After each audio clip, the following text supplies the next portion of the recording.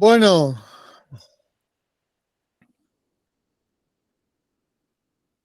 pues nada, la familia y uno más. Y bienvenido a la nave autonómica del misterio insondable de los grandes asuntos de Andalucía, que vamos a desvelar poco a poco. Buenas Un noches. placer. Bueno, Antonio, saludos, rigor. Hola, buenos días, buenas tardes, buenas noches. Aquí estaba viendo un tuit de Carmen Castilla con un resumen de los puntos de acuerdo y la nota de prensa que ha lanzado en Twitter. El acuerdo de sanidad en mesa técnica. Aunque vamos a hablar de otros temas, creo que el más importante de todos es el acuerdo.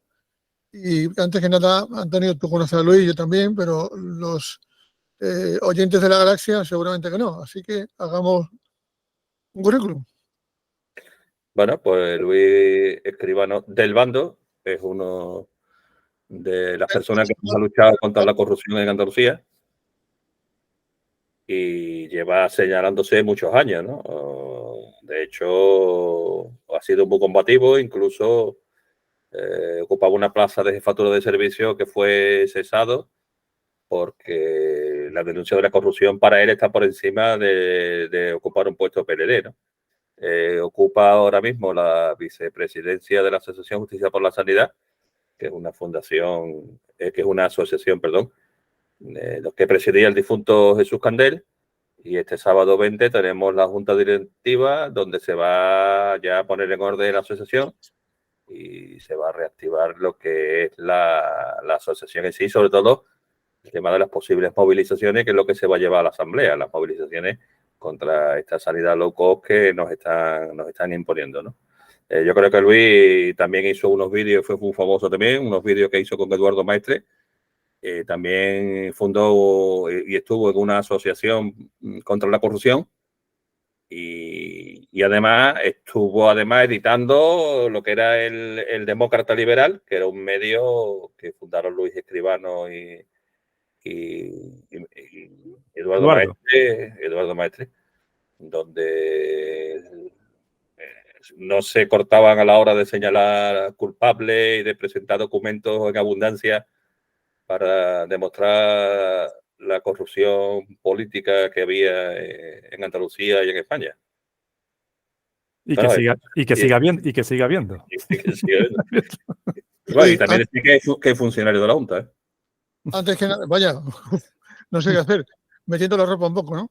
Bueno, Antonio, yo creo que podemos dar la bienvenida a Luis, si es que Luis va a aceptar estar como colaborador nuestro.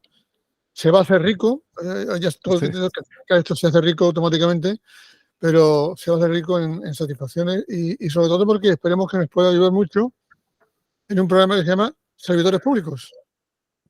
Pues un placer estar con vosotros hoy y encantado. Aquí para colaborar en lo que pueda, si se trata de temas de corrupción, si se trata de hablar del origen de los problemas, aquí me tenéis. Son muchos años ya de investigación y de denuncia de la corrupción y todo lo que sea por solucionar estos problemas que nos comen a los españoles y nos están llevando a la ruina, pues encantado de la vida. Podemos decir alto y claro que te unes al equipo de investigación del Panorama, ¿verdad? Bueno, por supuesto. Pues bienvenido. Vamos a explicar el alcance de la historia de la decisión que se ha tomado por parte de la Junta de Andalucía en materia de sanidad. ¿Esto es marcha atrás, marcha adelante o frenazo? Bueno, pues, hombre. Antonio. No, tú. Yo voy a poner lo de la noticia y la vamos comentando. Bueno, hace poco me hacían una entrevista sobre el tema de la sanidad en Andalucía. Yo sigo pensando, no voy a cambiar de opinión, evidentemente, sigo pensando lo mismo. Creo que la sanidad no tiene remedio poniéndole parches a la sanidad. Es decir, podemos adoptar todas las medidas que sean necesarias, todas las medidas o al menos las que creen los políticos y los sindicatos que son necesarias, pero eso no va a solucionar el problema de la sanidad pública. El problema de la sanidad pública es estructural. Y además no se tiene claro qué modelo de sanidad se quiere. En el actual escenario, en la actualidad, no es posible seguir con el mismo sistema que llevamos arrastrando de la sanidad desde hace ya muchos años, ¿no? Desde el año 86, que se crea el modelo sanitario actual, Y lo que se está haciendo hasta ahora prácticamente es avanzar un poquito, pero sobre todo los partidos que van llegando al poder van apagando fuegos, porque todas las medidas que se adoptan son cortoplacistas, no son medidas a largo plazo. Son medidas a corto plazo y simplemente por sacarle algún rédito electoral, ¿no? Que es lo que pasa aquí en España con casi todos los temas, ¿no? Incluido el sanitario, claro. Pues está claro que la consejera se metió en un avispero y metió al gobierno de Moreno Bonilla cuando el Consejo de Gobierno pues aprobó este decreto. Un decreto que pone mucho peso, porque hasta hablamos de la tarificación, ¿no? De lo que cuestan las operaciones del SAS, pero el meollo era que la atención primaria podía ser privatizada porque se le podía dar a las empresas concertadas con el SAS, ¿no? Esa atención. Y además con un dinero brutal, con un costo impresionante. Ya bastante nos cuesta los conciertos sanitarios. Recordemos que acaban de firmar con Pascual un concierto hace poco de 775 millones, creo recordar, de euros, y que además el señor Aguirre en la anterior legislatura le dio la exclusividad de la Sierra de Cádiz al Hospital Pascual de Villamartín, ¿no? Aquí hay un sobrepeso y sobre todo si ya incluimos la Orden de San Juan de Dios en los conciertos sanitarios, pues ya esto ya es una olla a presión que va a tener un recorrido muy complicado, ¿no?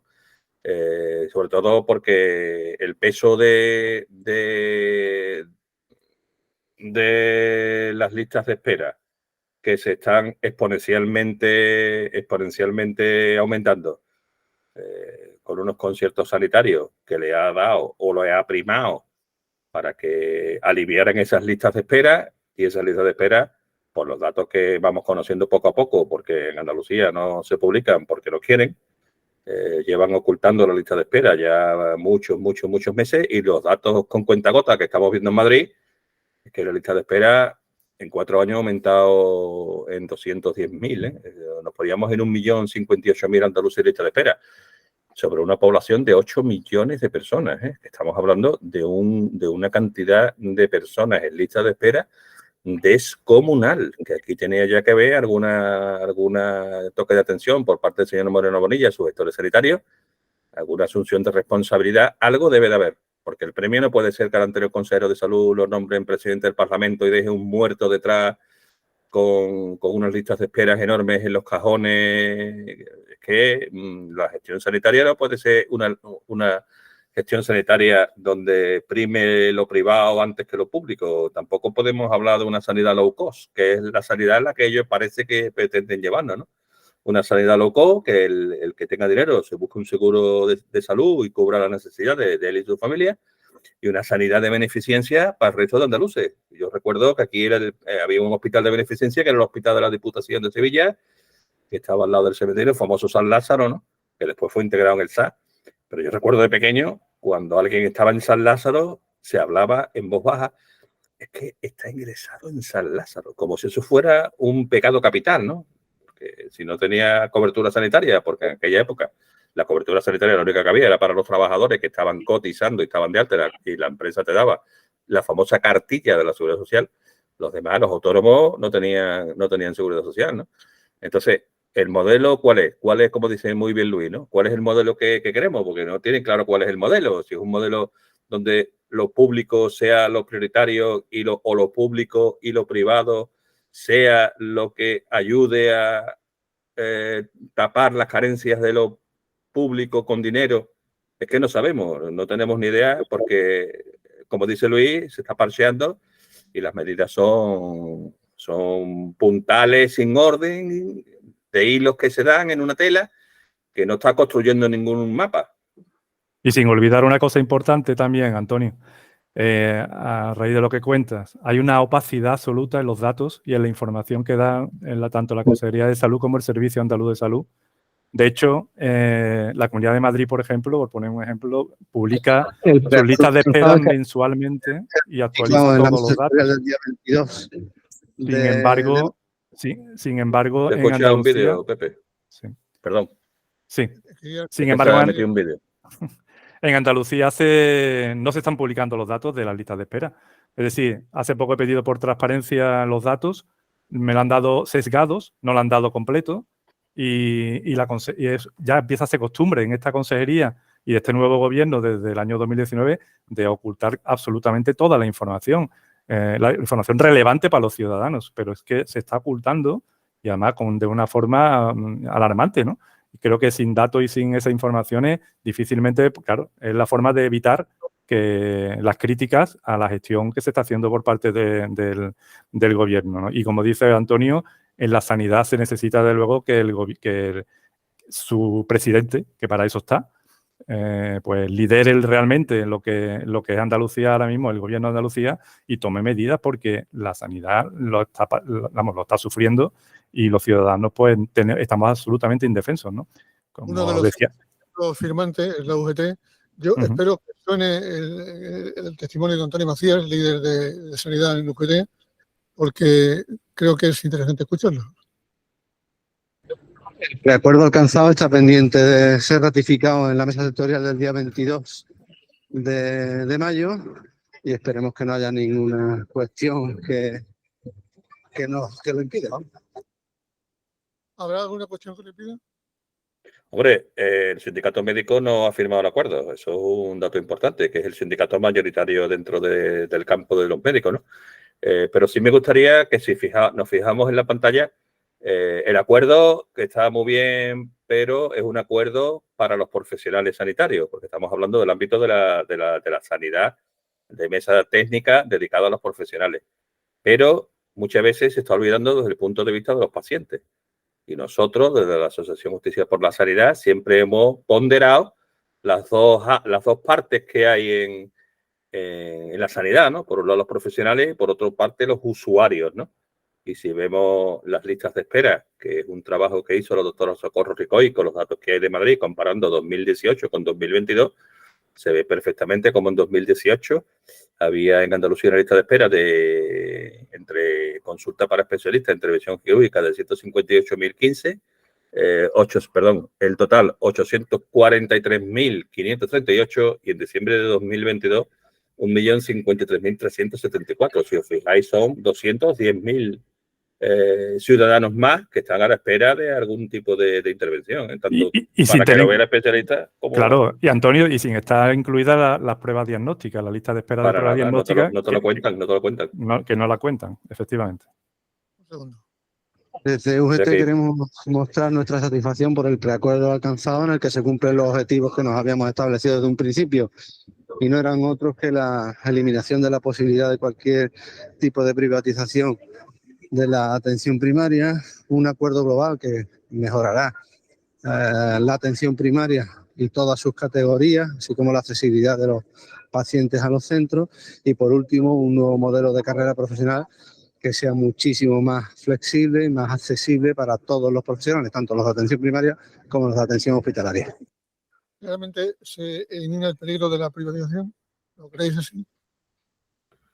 Hombre, en cuanto haya conciertos, nosotros se nos ponen los vellos de punta, ¿no? Porque conciertos, queramos o no queramos, y está la presión de la Fundación IDI, que acoge todos los centros sanitarios privados, que siempre están intentando meterle la mano al pastel de la sanidad pública con lo de famosas listas de espera, ¿no? Si vemos que las listas de espera exponencialmente, como decía Nean Chomsky, si algo no funciona, pues lo privatizan, ¿no? Entonces, hay una dejadez o una intención clara de que esto se deteriore para que entre aquí lo privado para hacerse con la parte del pastel de la sanidad pública.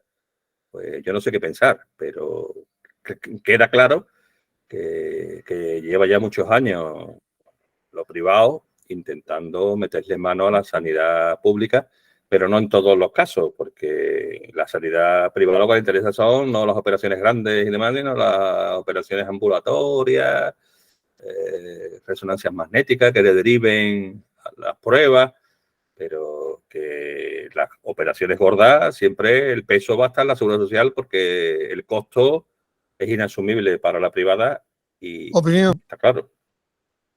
Y sin olvidar otro tema también, que no solamente son los conciertos grandes que hemos hablado antes, que habla como el Grupo Pascual y tal, sino también hay contratos que se hacen para privatizar servicios determinados en determinados hospitales, que muchas veces los ciudadanos no conocen esos contratos, pero es otra forma de privatizar también los servicios sanitarios y que se está haciendo. Solamente Andalucía se está gastando anualmente más de 2.500 millones de euros en contratos, en las contrataciones. Parte de esos contratos, evidentemente, son para asistencia sanitaria y no se están teniendo en cuenta, pero porque no son conciertos en sí, pueden ser una contratación administrativa, pero también es una forma de privatizar los servicios sanitarios y que no se está controlando. Me pregunto, ¿el Sindicato Médico Andaluz cuándo va a pronunciarse sobre el tema después de esta historia? Imagino que mañana, ¿no? Sí, por lo visto yo estaba diciendo que está esperando a ver cuál es el acuerdo que ha llegado para analizarlo, pero vamos, yo creo que el Sindicato Médico, que está en huelga además, no creo que entre a valorar, que no creo que entre a firmar este tipo de acuerdos, ¿eh? Es mi opinión. A lo mejor estoy equivocado, pero vamos, no creo. Habrá que esperar a ver lo que dicen, sí. ¿Alguna cosa más que podemos contar? Sí, que el día 20, el próximo sábado, es la asamblea de la Asociación Justicia por la Sanidad, donde ya hemos dicho que se va a retomar las riendas de la asociación y se va a poner en orden, una vez que desgraciadamente falleció su fundador Euskaltel, pues será a cargo de la presidencia Luis Escribano y se retomará otra vez la lucha y se expondrá en la asamblea los problemas que hemos tenido a nivel judicial, todas las cuestiones que ha habido pendientes de la asociación en un año. Y nada, bueno, simplemente. La presidencia en función de lo que decidan los socios, claro. Claro, hombre. Bueno, supone, ¿no? Que si hay otra lista alternativa, pues nada, se vota y punto, ¿no? Claro, claro. Democracia participativa. Efectivamente. Pues Antonio, creo que tenemos que ver a la lagarta peluda, ¿no? Sí, ahí tienes la lagarta peluda, que es una de las cosas que está sufriendo el Parque de los Cornocales, que afecta directamente a las familias que trabajan en el descorche de los alcornoques, ¿no? Pues fijaros cómo se ha comido entero el corcho, ¿no? Es una oruga que tiene un nombre espantoso que se llama lagarta peluda, pero que no deja de ser una oruga que devora todo lo que coja a su paso. Entonces aquí nos encontramos que hay una inasunción de responsabilidades por parte de la Junta de Andalucía, que gestiona el Parque Natural, y hay otras partes de responsabilidad del Gobierno Central que no autoriza que se use un insecticida para eliminar esta plaga. Lo que sí es cierto es que la plaga está devorando los alcornoques, que ya lleva más, creo que en 45.000 hectáreas, que no es moco de pavo lo que lleva ya esta plaga. Y lo que sí es cierto es que hay muchas familias que dependen del descorche que lo van a tener muy complicado este invierno, ¿eh? Más cosas. Bueno, pues ahora que estamos en las elecciones, yo creo que es una buena publicidad, porque también una de las cosas que se ha señalado Luis es la lucha contra la partitocracia y el tocomocho que ha sido la democracia en España desde el año 78, ¿no? Y yo creo que Luis, que es uno de los mayores expertos que está aquí, pues nos puede iluminar un poco y ya vamos comentando el tema de las elecciones, para qué sirven, qué es lo que traen consigo y cuál es el gran tocomocho que se nos presenta, ¿no? Observen nuestros espectadores el zambombazo que acaba de dar Antonio Barreda y se ha quedado tan pancho, ¿eh? No hay ningún... Vamos, cualquiera que no haya seguido por las redes sociales sabe perfectamente lo que pensamos, tanto Antonio como yo. Todos los que hemos denunciado la corrupción tantos años, yo llevo desde el año 94 denunciando la corrupción en Andalucía y España, y evidentemente quien no se mete en esos berenjenales jamás podrá o le costará mucho trabajo relacionar lo que es la corrupción, lo que son las injusticias con su causa, que su causa no es otra que la falta de democracia en España. No hay democracia. El sistema que se instauró en el 78 fue un sistema partidocrático donde no hay división de poderes, no existe la representación del pueblo en el legislativo, porque actualmente, como todo el mundo sabe, en el legislativo quienes realmente mandan en el legislativo son 5 personas, que son los 5 partidos que están en el Congreso, y ya se sabe cómo se vota, ¿no? Levantando la mano, poniendo 1, 2 o 3, es decir, todos obedecen a lo que diga el líder del partido, con lo cual nos podíamos ahorrar los muchos diputados que tenemos allí trabajando, ¿no? O en el Senado también, ¿no? Bueno, y ahora que vienen las elecciones, está claro, que al principio de la democracia mucha gente viene de la clandestinidad, pero ya esta segunda generación de políticos que está llegando, que vienen a vivir directamente de la nómina pública, muchos concejales carecen de trabajo y esto es un chollo para ellos estar en un partido que les va a blindar la oportunidad de estar en una concejalía con un importante sueldo, bien de alcalde, bien de concejal o bien de asesor, porque la plantilla de asesores en Andalucía es pasmosa. Si juntamos la Junta, la Diputación, los ayuntamientos, pues nos encontramos a un ejército de funcionarios eventuales o de personal eventual que cuestan una pasta a los ciudadanos y muchos no sabemos ni a qué se dedican, ni dónde están, ni dónde trabajan, qué es lo que hacen. Por el otro día estuvimos viendo el presupuesto de la Consejería de Presidencia, donde solo los asesores de la Consejería de Presidencia anualmente costaban 4 millones, 4,1 millones de euros al año, ¿no? Que estamos hablando de un poco más de 16 millones, que estamos hablando de cerca de 3.000 millones de las antiguas pesetas solo desembolsados en los asesores. Nadie sabe quiénes son estos asesores y yo sí, como el otro día estuvimos hablando, animo a los andaluces a que pregunten por transparencia, que les duelen las manos de preguntar por transparencia, que pregunten los nombramientos de todos estos asesores y que los partidos además lo hagan público, no solamente que tú tengas que preguntarlo por transparencia, porque cada vez que hay un concurso de traslado, mi nombre sale en boja. Si yo he concursado, o incluso la toma de posesión, mi toma de posesión con mi DNI está en el boja que se puede buscar, ¿no? O sea que ya está bien, tu correctismo. Vamos a hablar bien. Luis, quería apuntar una cosa a lo que ha dicho Antonio. Lo que está ocurriendo actualmente, que es lo más grave que está pasando en los ayuntamientos, es que todo el personal que tenía contratado laboral y muchos interinos que llevaban mucho tiempo, con los procesos de estabilización, pues se están realizando concursos de mérito, es decir, sin ninguna oposición, sin estudiar oposiciones, sin estar preparado para gestionar los servicios públicos de los ayuntamientos. Y eso va a ser, y no solamente los ayuntamientos, la comunidad autónoma también está pasando. Y eso sí va a ser un gran problema de aquí en adelante, porque que la gestión de los procedimientos administrativos lo estén llevando personas que no han estudiado nada, ni saben nada de derecho administrativo, ni saben nada de procedimiento, no se conoce ni la Constitución, no se conoce el Estatuto de Autonomía, no se conoce el ordenamiento jurídico, sí que va a crear un grave problema. Y los ciudadanos tienen que ser conscientes de que se van a enfrentar cuando vayan a esas administraciones con el grave problema de que sus procedimientos van a estar muy mal gestionados. ¿Conseguiremos hablar en esta tertulia bien del gobierno? Vamos a intentarlo. Vamos a escuchar a la consejera de Fomento, a que nos cuenta alguna cosa bonita. La tengo por aquí preparada. Se resiste. Si le das al play, anda. De Gobierno y hemos aprobado en el Consejo de Gobierno el decreto de ley y las bases reguladoras para la primera convocatoria del programa Garantía Vivienda Joven, que va a permitir que la Junta de Andalucía conceda avales del 15% de la hipoteca a jóvenes de hasta 35 años por la compra de su primera vivienda.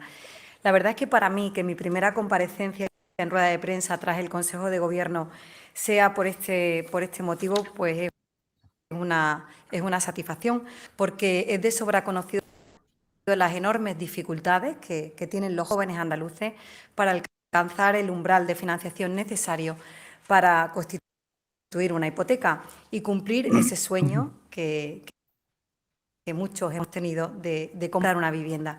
Como recordarán, también desde la pasada legislatura y de la mano de todos los actores implicados se ha trabajado muchísimo en esta consejería para dar forma a este programa, que además de facilitar a los jóvenes el acceso a la vivienda y satisfacer un ejercicio y un derecho constitucional y básico, va a dar un impulso importante a la actividad económica en Andalucía y en la promoción del empleo en nuestra comunidad. Y es que en todo este tiempo lo que se ha hecho y nos hemos centrado en oír a analistas económicos, también se ha trabajado codo con codo con la Federación de Promotores de Andalucía, con FADECO, al que le damos especialmente las gracias, y también se ha sondeado, por supuesto.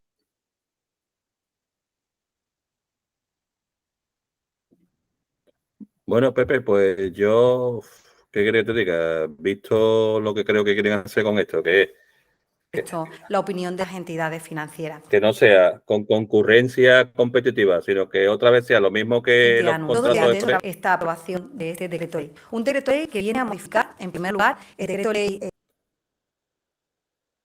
Sí, no sé.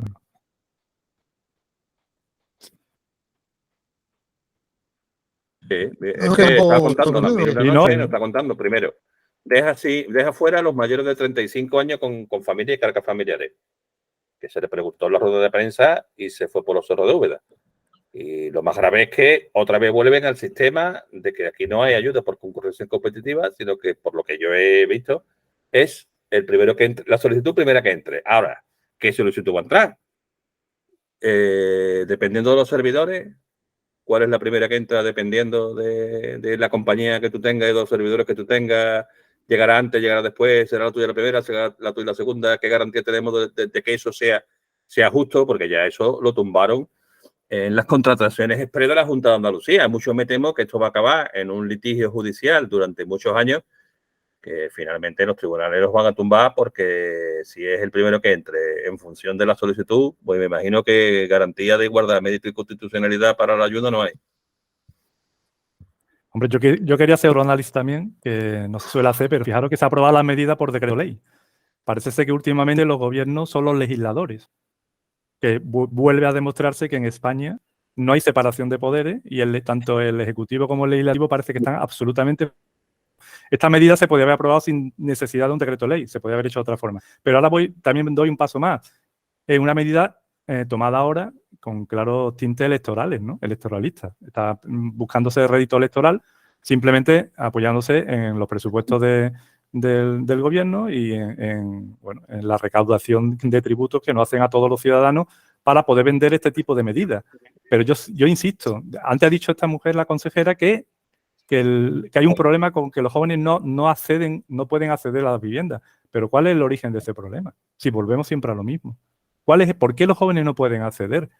¿Quién se está cargando la economía de este país? ¿Quién se está cargando toda la sociedad española? Si son los partidos con el sistema partidocrático. Ese es el gran problema. Ese es el origen del problema que tenemos todos. En una democracia estas cosas no ocurrirían. No podrían ocurrir. Porque habría un enfrentamiento entre el poder legislativo, que seríamos nosotros, la nación, y el poder ejecutivo, que son los políticos, ¿no? Ese es el análisis que quería hacer, porque muchas veces no vamos a las causas de los problemas. Yo siempre he dicho, y repetiré esta frase siempre que hable, que es que la batalla eficaz es con la causa, no es con los efectos. Los efectos, la injusticia, la corrupción,